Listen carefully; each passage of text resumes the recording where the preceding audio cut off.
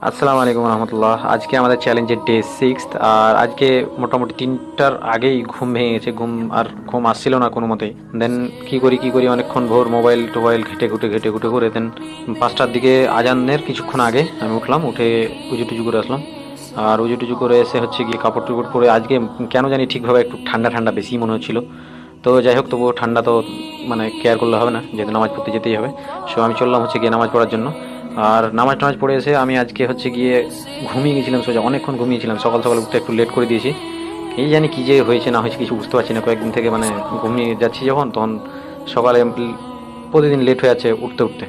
তো যাই হোক, উঠে গিয়ে একটু এক্সারসাইজ করলাম। এক্সারসাইজ করার পরে হচ্ছে গিয়ে আমি পুরো দিন ভোর শুয়েছিলাম মোটামুটি করে, নামাজ টামাজ পড়ে খাওয়া দাওয়া করে জাস্ট শুয়েছিলাম, কোনো কাজ ধান্দা ছিল না।